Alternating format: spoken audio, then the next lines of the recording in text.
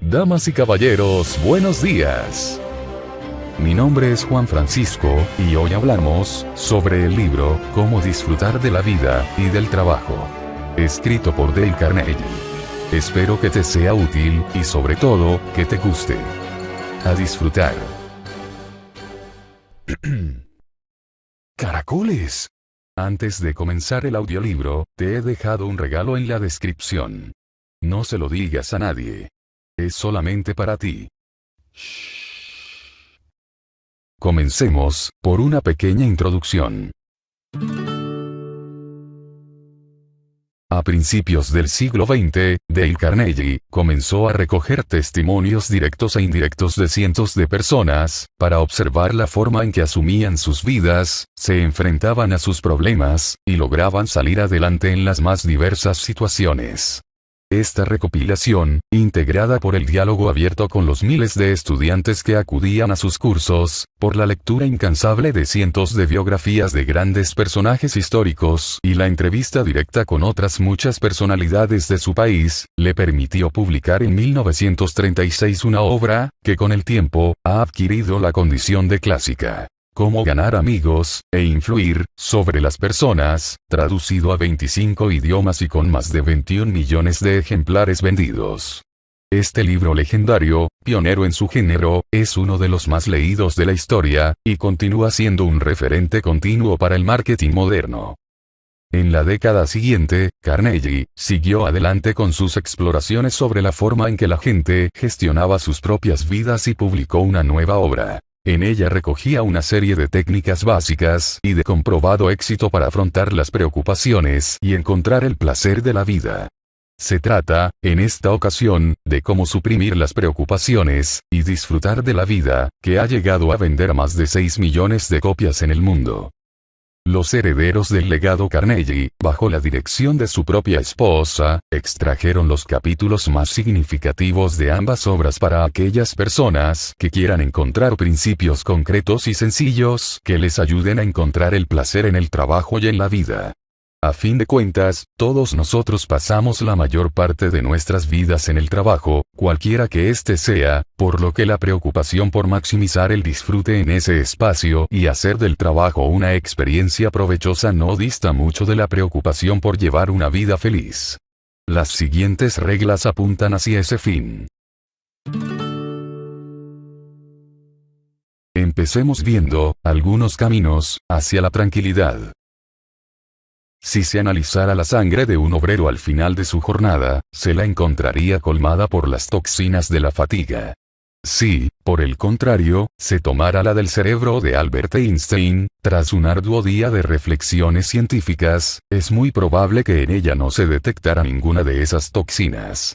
Desde el plano físico, el cerebro es incansable. Al cabo de 8 o 12 horas de haber iniciado una tarea, puede seguir desempeñándola tan bien como al principio.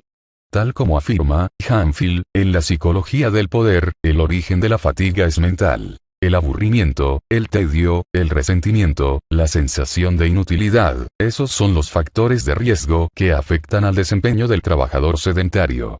Si usted busca procurarse la tranquilidad y despertar su interés por la vida, hará bien es seguir estas sencillas pautas para alejar los efectos nocivos del hastío y el inconformismo. Encuéntrese y sea usted mismo. Los psicólogos lo saben muy bien. Detrás de muchas neurosis, de multitud de complejos y hasta de las patologías psicóticas más severas, se esconde una de las mayores tragedias humanas, la de querer ser alguien y algo distinto de la persona que se es.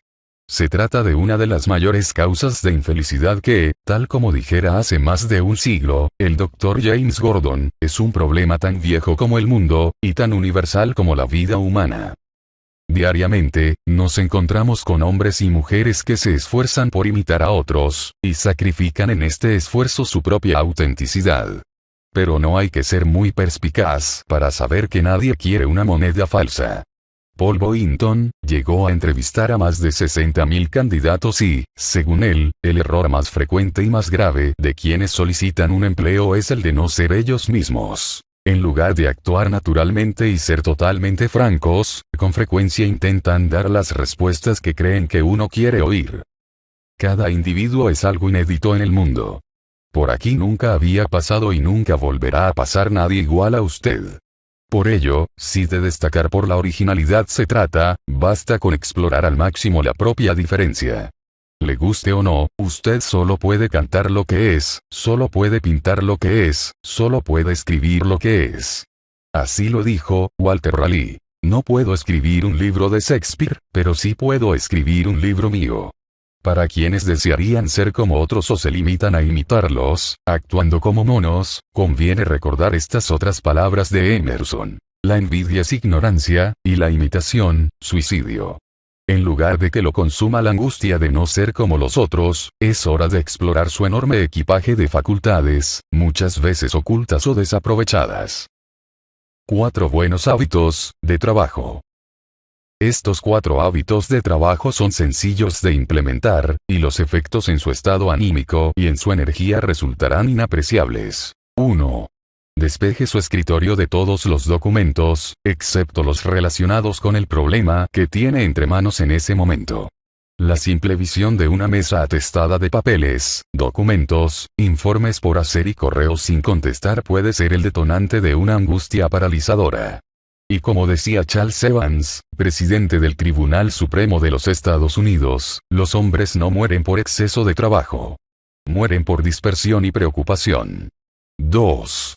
Haga las cosas, por orden de importancia.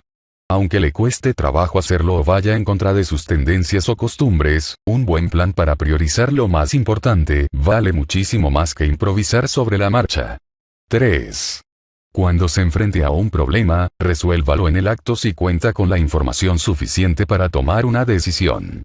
Cuenta Howell, miembro de la junta directiva de US Steel, que allí las reuniones solían girar en torno a discusiones interminables, tras las cuales no se llegaba a ninguna conclusión, obligándoles a todos a posponer el encuentro y llevarse trabajo a sus casas. Por fortuna, él logró persuadir a sus compañeros para que los problemas se abordaran de uno en uno, y en cada caso se llegara a una decisión, sin rodeos ni dilaciones. Y el resultado fue sorprendente. En adelante, todos los asuntos parecían resolverse en las juntas y ya no era necesario llevarse una pila de informes y una serie de incógnitas que jamás se resolverían. 4. Aprenda a organizar, delegar y supervisar. Es cierto que delegar en la persona equivocada puede acarrear grandes desastres, pero es aún más cierto que abstenerse de delegar es fuente certera de preocupaciones, tensiones y fatigas. El sitio donde usted encontrará con más facilidad a personas jóvenes que han levantado grandes empresas, pero que han sido incapaces de delegar responsabilidades importantes, es en las secciones necrológicas de los periódicos. Aleje el aburrimiento, y evite el cansancio. De acuerdo con un informe de la revista, Archivos de Psicología, en el que se narra un experimento liderado por Joseph Barmack, los estudiantes que fueron sometidos a un conjunto de pruebas deliberadamente aburridas se sintieron cansados, se quejaron de dolores de cabeza y llegaron incluso a irritarse. Al evaluar sus procesos metabólicos, se encontró que su presión sanguínea y su consumo de oxígeno decrecían con el aburrimiento, y que el mismo metabolismo se aceleraba en cuanto la misma persona comenzaba a sentir interés y placer por el trabajo. En otros experimentos sobre la fatiga, realizados por el Dr. Edward Tordicke, de Columbia, se mantuvo despiertos a varios jóvenes durante casi una semana, manteniendo vivo su interés en algo. El resultado, según sus propias conclusiones, es que el aburrimiento es la única causa real de la disminución del trabajo. Observe que usted raramente se cansa cuando hace algo que le resulta muy interesante y atractivo. De igual forma, si pone entusiasmo en su trabajo combatirá el aburrimiento y, al hacerlo, reducirá la fatiga y alejará las preocupaciones. Incluso si su trabajo le parece aburrido, haga como si no lo fuera y trate de encontrarle el lado divertido. Como ese chico que vendía helados y en lugar de sucumbir en el aburrimiento y las quejas, decidió interesarse por los procesos anexos al helado, y tras hacerse un experto en los productos y procesos químicos que intervienen en su elaboración, llegó a ganar un concurso para universitarios sobre los usos del cacao y el chocolate. Y así, disfrutando de una tarea aparentemente trivial, fue pasando a asumir retos cada vez mayores. Es la misma lógica de aquel fabricante de tornillos que se imponía continuos retos, como la cantidad de tornillos que haría en una hora, o de aquel americano, vendedor a domicilio, que con un francés muy precario se dedicaba en París, a la venta puerta a puerta, imaginándose que cada vez interpretaba un papel teatral ante un público diferente. Si hace usted como si disfrutara de su trabajo, entonces le será mucho más fácil disfrutarlo y, además, trabajará más rápido y será más productivo. El influjo de nuestra forma de percibir las cosas en la vida real no es un descubrimiento novedoso. Marco Aurelio lo describió hace 18 siglos en sus Meditaciones. Nuestra vida es obra de nuestros pensamientos. Si quiere evitar la fatiga, que a su vez es caldo de cultivo para las preocupaciones, procúrese también descanso y relajación. Según el Dr. Edmund Jacobson, director del Laboratorio de Fisiología Clínica de la Universidad de Chicago, cualquier estado nervioso o emocional, desaparece en presencia de un completo descanso. Aprenda a relajarse en el trabajo y en casa. Deje que sus músculos y su cuerpo entero descansen. No requerirá mayores esfuerzos, pues la relajación no es otra cosa que la ausencia de toda tensión y esfuerzo. Valore lo que tiene. ¿Vendería usted sus piernas o sus ojos, por $1.000 millones? ¿Cuánto pediría por su familia? ¿Cuánto por sus amigos? Sume todas las partidas y comprobará que no está usted dispuesto a vender todo lo que tiene ni por toda la riqueza junta de los 10 mayores magnates. Entonces deténgase y pregúntese, ¿por qué diablos me preocupo? Y rápidamente comprenderá que sus motivos son insignificantes. Hay una frase milenaria que conviene recordar. Estaba triste porque no tenía zapatos, hasta que en la calle encontré a un hombre que no tenía pies. Eddie Rickenbacker, que sobrevivió 21 días en una balsa salvavidas perdido en el Océano Pacífico, comprendió muy bien su significado, tal como lo puso de relieve, después de su rescate, al afirmar que, si se tiene el agua necesaria para beber y toda la comida necesaria para alimentarse, nunca hay que quejarse de nada. Los que no hemos sobrevivido a un naufragio o a una tragedia semejante, desatendemos con frecuencia el valor de lo que tenemos en la vida. Para Schopenhauer, una de las mayores tragedias de nuestra condición humana está cifrada en esa amarga tendencia a no pensar casi nunca en lo que tenemos, pero siempre en lo que nos falta. Y son muchos los que solo aprenden a vivir de verdad en el momento en que se enteran de que van a morir. Pero el que no deja de gruñir y protestar, no solo arriesga su salud mental y física, sino también su hogar, sus negocios, y sus amigos. Relativice las críticas. Cuando era príncipe de Gales, a sus 14 años, el rey Eduardo VIII, asistía a una suerte de escuela naval en Devonshire, donde recibía una estricta formación. Cierto día, uno de los oficiales lo encontró llorando y tras indagar sobre las causas, supo que unos cadetes lo habían pateado. El director del colegio llamó a los muchachos y, tras aclararles que el príncipe no los había acusado, les preguntó los motivos de la agresión. Entonces estos confesaron que, cuando fueran oficiales de marina, querían poder decir que habían pateado al rey. Una respuesta muy elocuente que refleja el sentido oculto de las críticas y las agresiones. Si no somos nadie para los demás, entonces no se tomarán la molestia de molernos a palos o de descargar en nuestra contra su fogoso arsenal de invectivas. En pocas palabras, detrás de cada crítica injusta suele esconderse un elogio encubierto. Cuando alguien se destaca entre la masa, nunca quedará a salvo de ser censurado. Los demás hablarán de él. Y muchas veces hablarán mal, movidos por los celos y por la envidia. Schopenhauer lo sintetizó hace años. El vulgo disfruta enormemente con los defectos y las locuras de los grandes hombres. Las agresiones más violentas y desmedidas, como las críticas injustificadas que siempre recaen sobre todo personaje público, no dicen generalmente nada cierto del agredido, pero sí revelan grandes verdades del agresor. Nadie puede impedir que lo critiquen injustamente, pero cualquiera puede hacer que las críticas injustas dejen de afectarle. Esto lo supo Smedley Butler, después de muchos años de sufrir por el raudal de reproches que se lanzaban en su contra. Finalmente, curtido por la experiencia, podía sostener lo siguiente. Cuando alguien me maldice ahora ni siquiera vuelvo la cabeza para ver quién está hablando. ¿Qué gana quien colma de importancia todos los dardos y flechas que le lanzan desde lejos? Esto no significa que haya que evitar o reprochar toda crítica.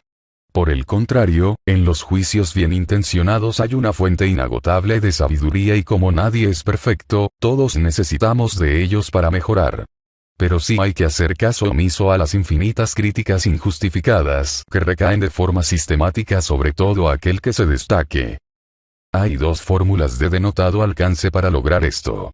Una está condensada en las palabras de Matthew Brass. He adoptado como norma hacerlo todo lo mejor que sé y puedo, y después, abrir mi viejo paraguas y dejar que la lluvia caiga sobre él, y no sobre mí. La otra se la enseñó a Charles Schwab, un viejo alemán que trabajaba en sus talleres siderúrgicos. Después de que sus compañeros lo hubieran arrojado al río tras una discusión sobre la guerra, Schwab se acercó a él, que seguía empapado y cubierto de lodo, y quiso saber cuál había sido su reacción y cómo había respondido a sus agresores, ante lo cual el viejo respondió: me reí y nada más. Ríase y nada más. Verá la rapidez con que sus contrincantes pierden todo argumento, y la prontitud con que las riñas se desvanecen. Veamos ahora, las técnicas fundamentales, para tratar con las personas. Mientras 150 agentes y oficiales de la policía de Nueva York, disparaban contra el piso en que se encontraba escondido, dos pistolas Crowley, este legendario asesino de policías, considerado como uno de los criminales más peligrosos en la historia de Nueva York, escribió una carta dirigida a quien corresponda, entre cuyas manchas de sangre se podía leer: bajo estas ropas tengo un corazón cansado, pero bondadoso, un corazón que no haría daño a nadie. Estas palabras, escritas por el mismo hombre que había baleado a sangre fría a tantos policías, son el pan de cada día en los pasillos de las cárceles. Tal parece ser la naturaleza humana, y no sería exagerado decir que de cada 100 personas, 99 son incapaces de criticarse a sí mismas, por grandes que sean sus errores. Al tiempo que mantienen una imagen elevada de sí mismas, achacan a los demás la culpa de todos los males. Porque a la dificultad para la autocrítica se junta la facilidad para criticar a los otros, aprovechando para ello el más mínimo pretexto. Si toda la gente se considera tan perfecta y tan buena, entonces la posibilidad de que alguien reciba las críticas con agrado es infinitamente pequeña. De ahí que la crítica sea peligrosa, pues lesiona el orgullo de los otros, afecta su sentido de la importancia y hace emerger su resentimiento.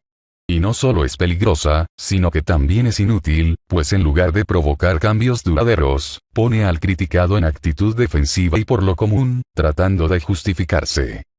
El reconocido psicólogo Skinner, demostró con sus experimentos sobre la conducta que un animal aprende mucho más rápido cuando se le premia por sus buenas conductas que cuando se le castiga por su mal comportamiento. Y los estudios posteriores han extendido estas conclusiones a los seres humanos. En lugar de censurar a la gente, conviene tratar de comprenderla. Cualquiera puede criticar, censurar y quejarse, y casi todos los tontos lo hacen. Pero se necesita carácter y dominio de sí mismo para ser comprensivo y capaz de perdonar. Después de sufrir un accidente que casi le cuesta la vida y la de su tripulación de no haber sido por su pericia, Bob Hoover, un famoso piloto norteamericano, revisó personalmente el tanque de combustible y confirmó su sospecha de que lo habían cargado con combustible de reactor en lugar de gasolina común. Entonces se dirigió al aeropuerto y pidió ver al mecánico encargado del avión.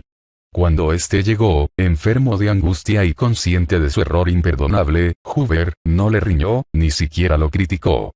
Le puso el brazo en los hombros y le dijo: para demostrarle que estoy seguro de que nunca volverá a hacerlo, quiero que mañana se ocupe de mi F-51.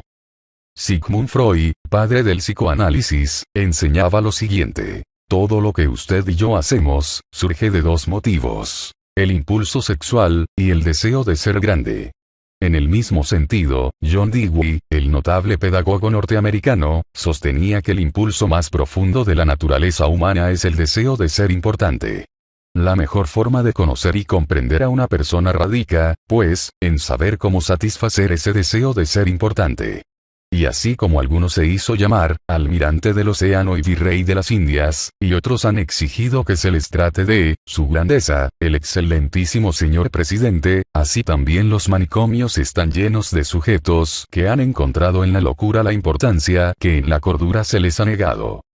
Si algunas personas tienen tanta sed de importancia que llegan a la demencia, imagine por un instante los milagros que usted puede lograr con tan solo ofrecerle al prójimo una honrada apreciación de su importancia. Charles Schwab, primer presidente de la Compañía de Acero de los Estados Unidos, que era diestro como pocos en este arte, definía su éxito con estas sencillas palabras: si algo me gusta, soy caluroso en mi aprobación y generoso en mis elogios. Deje de pensar en usted por unos minutos y comience a observar las cualidades de quienes lo rodean. Entonces podrá reconocer sus fortalezas y apreciarlas de forma sincera. Y con el mismo rigor con el que alimenta los cuerpos de sus hijos, podrá alimentar la estima de todos sus semejantes. Esa era la fórmula de Emerson, cuyo prestigio personal no le impedía demostrar aprecio honrado y sincero por las demás personas. Todo hombre que conozco es superior a mí en algún sentido. En ese sentido, aprendo de él. Usted puede ganar más amigos en 2 meses interesándose de verdad por ellos de los que podría ganar en 2 años intentando que los demás se interesen por usted. Hace cerca de 22 siglos, el poeta romano, Publio Ciro, ya conocía este mecanismo. Nos interesan los demás cuando se interesan por nosotros. Eso lo saben muy bien los perros, que logran ganarse la vida con solo demostrar cariño hacia sus dueños, pues saben que los humanos, independientemente de cualquier rango o jerarquía, gustan de aquellos que los admiran o que simplemente se alegran por su compañía. Haga la prueba de saludar a los demás con ánimo y entusiasmo, demostrándoles el gusto que le da verlos, y podrá observar los resultados. Incluso las personas más prestigiosas y ocupadas, sucumben ante el interés genuino por ellos. Cuando Dale Carnegie dirigía un curso de literatura en un instituto de Brooklyn, quiso invitar a algunos de los escritores más reconocidos a dar una conferencia y exponer sus ideas. Para ello, redactó una carta junto con sus alumnos, manifestándole a cada escritor la admiración que sentían por sus obras y cuánto les interesaría poder escucharle. Cada carta iba firmada por unas 150 personas y en todas ellas se decía que comprendían las dificultades para desplazarse hasta el instituto, pero que en todo caso agradecerían mucho si les enviaban por escrito las respuestas a algunas cuestiones. A estos escritores les gustó tanto la carta que no tuvieron ningún problema en dejar de lado sus tareas y llegarse hasta Brooklyn. En realidad no se trata de nada nuevo. Es lo que Zoroastro enseñó a sus discípulos persas hace 3000 años, lo mismo que Confucio predicó en China, Buda a orillas del Ganges, y Lao Tse en el valle del Han. Es aquello que Jesús enseñó en las montañas de Judea hace casi 20 siglos. Haz al prójimo lo que quieras que el prójimo te haga a ti. Casi todas las personas con las que tropieza se sienten superiores a usted en algún sentido. Un camino seguro para llegarles al corazón es hacerles comprender, de algún modo muy sutil, que usted reconoce su importancia y la reconoce sinceramente. Disraeli, uno de los hombres más astutos que han gobernado el Imperio Británico, afirmaba lo siguiente: hábleles a las personas de ellos mismos y lo escucharán durante horas. Pregúntese siempre qué hay en la otra persona que se pueda admirar honradamente y no tenga escrúpulos en mencionarlo. Cuando Donald McMahon, arquitecto de jardines, se encontraba en casa de un prestigioso juez planeando la reestructuración de su jardín, tuvo la oportunidad de conocer a sus perros y se acercó para decirle: señor juez, tiene usted una hermosa afición, elogiando luego a los animales y felicitándolo por los premios que habían ganado. El efecto fue sorprendente. Ese mismo juez que se había mostrado seco y distante, lo invitó a conocer la perrera, le habló durante 1 hora del tema, explicándole los detalles más minuciosos y, al final, antes de despedirse, le preguntó si tenía hijos y, ante la respuesta afirmativa, le ofreció un cachorro como regalo. A McMahon le bastó con un simple comentario para fraguarse la amistad del juez y, de paso, llevarse a casa un cachorro que valía cientos de dólares. Henry Ford decía, si hay un secreto del éxito, reside en la capacidad para apreciar el punto de vista del prójimo y ver las cosas desde ese punto de vista como desde el propio.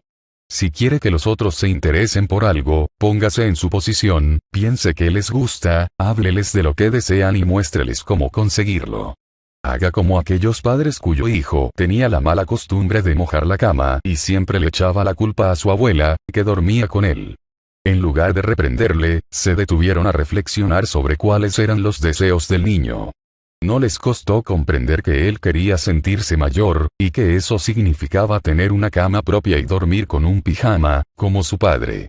La madre lo llevó a una tienda para que él mismo los escogiera y, al instalar la cama en su cuarto, en medio de la emoción, su padre se limitó a decirle, «No vas a mojar esta cama, ¿verdad?».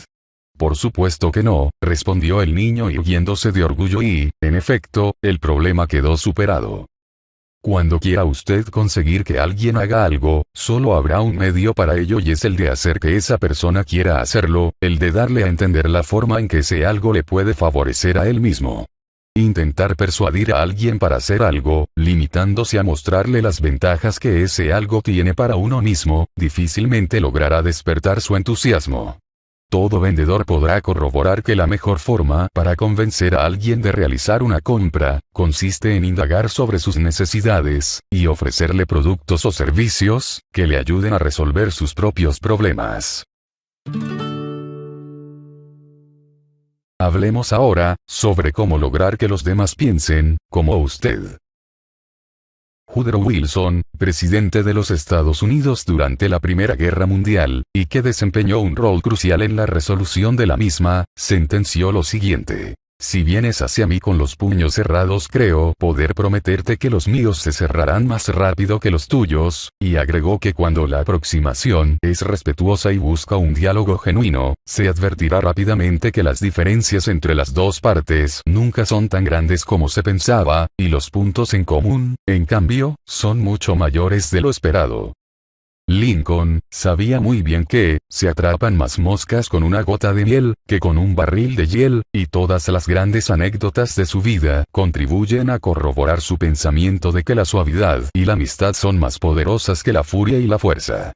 Si quiere usted evitar que los otros le cierren sus puertas, entonces acérquese a ellos de forma amigable, incluso frente a aquellos con quienes tiene motivos para estar molesto.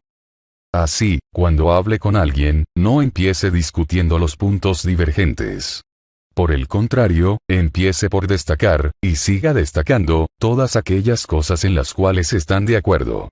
A lo largo de la conversación, continúe acentuando los puntos en común y trate de hacer ver que, en el fondo, los dos persiguen los mismos propósitos. Cada sí que usted obtenga de su interlocutor es una puerta que se le abre. Cada no, por el contrario, será un obstáculo difícil de sortear, pues cuando alguien da una negativa por respuesta, todo su orgullo le exigirá ser consecuente consigo mismo y difícilmente se retractará. Hace 24 siglos, mientras deambulaba por las plazas de Atenas, Sócrates se propuso evidenciar las contradicciones en que incurrían los que se creían poseedores de la verdad. Él sabía muy bien que si les llegaba con críticas y refutaciones, ninguno estaría dispuesto a dialogar con él, y el ejercicio sería de escaso provecho. Por eso, Sócrates se limitaba a formular preguntas. Y siempre comenzaba por preguntar aquellas cosas con las cuales sabía que su interlocutor estaría de acuerdo. Luego seguía ganando una afirmación tras otra, acumulando una abundante cantidad de sillas a su favor, hasta que por fin, casi sin darse cuenta, su adversario se veía llegando a una conclusión que pocos minutos antes habría rechazado enérgicamente. Sócrates no pretendía hacer valer su propia verdad. De hecho, él mismo repetía a sus discípulos su clásico: «Solo sé que no sé nada». Si usted sigue considerando que es más inteligente que Sócrates, y que siempre lleva la razón, entonces en vez de perder el tiempo cuestionando los errores ajenos, debería estar disfrutando de los millones de dólares que le garantizaría el hecho de nunca errar, ni en las apuestas ni en los negocios. Aunque tenemos una extraña tendencia a pensar que si no llevamos la razón siempre, al menos la tenemos la mayor parte de las veces, en realidad somos mucho más falibles de lo que estamos dispuestos a aceptar. Así como no nos gusta que nuestros errores se hagan públicos, tampoco sacamos nada con reprochar a otros sus propias faltas. Cuando, por ejemplo, usted le dice a otra persona que está equivocada, y luego añade un le voy a demostrar cómo es en verdad, lo que está insinuando es que usted es más listo que ella y, antes de terminar su primera frase, ya se habrá ganado un adversario. Solo llega lejos quien pisa con suavidad. Si le resulta imperativo corregir a otro, hágalo con sutileza, con tal destreza que nadie piense que lo está haciendo. Incluso si está seguro de que el otro se equivoca, le resultará muchísimo más provechoso comenzar por una frase como, bien, escuche, yo pienso de otro modo, aunque quizá me equivoque. Cuando alguien comete un error, a veces lo admite para sus adentros. Y si se le sabe llegar con suavidad y contacto, quizá lo admita ante los demás, e incluso llegue a enorgullecerse de su franqueza y ecuanimidad al hacerlo. Benjamin Franklin, uno de los hombres más capaces y diplomáticos de la historia norteamericana, escribió: la forma modesta en que exponía mis opiniones, les procuraba una recepción más pronta y menor contradicción. Muy poco se obtiene de una discusión, sea esta con un cliente, con el cónyuge o con algún adversario. R.V. Crowley, vendedor de una gran empresa de maderas de Nueva York, llegó a comprender un día que su compañía perdía mucho dinero debido a las discusiones que él ganaba. Si lo que usted quiere es ganar afecto o respeto o amistades, entonces es preferible que se abstenga de ganar peleas. Recuerde estas sabias palabras de Alexander Pope. Se ha de enseñar a los hombres como si no se les enseñara, y proponerles cosas ignoradas, como si fueran olvidadas. Quizás usted no se gane un reconocimiento público por su genialidad, pero si logra hacer que otras personas se apropien de sus propias ideas, entonces éstas tendrán mucha mayor posibilidad de realizarse. Las palabras que pronunció el sabio chino, Lao Tse, hace 25 siglos recogen esta actitud y encierran una sabiduría inigualable. La razón por la cual los ríos y los mares reciben el homenaje de 100 torrentes de la montaña, es que se mantienen por debajo de ellos. Al fin y al cabo, a nadie le gusta que lo obliguen a hacer las cosas, y todos preferimos hacer aquellas que sentimos como propias. Esto fue lo que comprendió Eugene Wesson, tras perder incontables contratos por su afán de originalidad. Cada vez que visitaba a uno de los grandes estilistas de Nueva York, Wesson, que vendía modelos para fabricación de textiles, salía sin hacer ninguna venta. Después de un centenar de intentos, este hombre decidió cambiar su estrategia. Acudió a un comprador con unos dibujos a medio hacer y le pidió el favor de que le ayudara a terminarlos. El comprador le dijo que los dejara allí unos días y, transcurridos estos, le dio algunas indicaciones sobre la mejor forma de completarlos. Wesson regresó con los dibujos acabados para presentarlos nuevamente. Todos ellos fueron aceptados por el cliente. Desde ese momento, a este diseñador le bastó con dejarle sentir a su cliente que las ideas eran de él para tener garantizado el contrato más constante y lucrativo de su vida. De la misma forma en que la gente prefiere hacer aquello que considera suyo, las personas también se inclinan por aquellas alternativas que consideran más nobles. Por esto, si su propósito es influir en el comportamiento de alguien, deténgase un instante a pensar en un motivo bueno y digno por el cual una persona realizaría determinada acción, y presénteselo de esa manera. Así lo hacía Cyrus Curtis, antes de convertirse en un prestigioso editor. Para que su revista obtuviera artículos de escritores prestigiosos a quienes no estaba en condiciones de pagar una suma razonable, se limitó a ofrecerles un cheque de $100 que no iría para ellos, sino para una institución de caridad. Asimismo, cuando Lord Northcliffe encontraba en los diarios una fotografía suya que no quería que se publicara, escribía una carta al director, y tras hablarle del respeto y el amor que todos tenemos por la madre, le decía: le ruego que no vuelva a publicar esa fotografía mía. A mi madre no le gusta. Veamos ahora, técnicas sencillas para ejercer el liderazgo.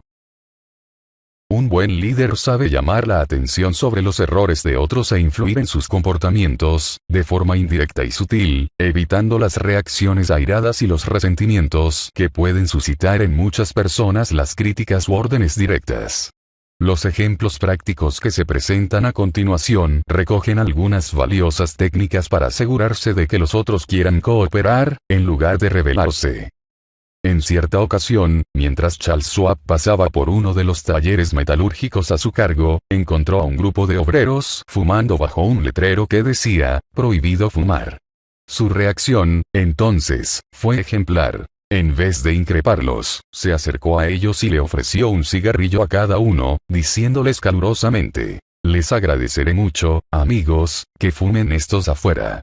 Es una simple cuestión de tacto, que hace efectiva la comunicación en todos los niveles. Cuando Lyman Abbott fue invitado a pronunciar un discurso con ocasión de la muerte del prominente Henry Beecher, escribió con muchísimo esmero unas palabras solemnes, que una vez concluidas leyó ante su esposa.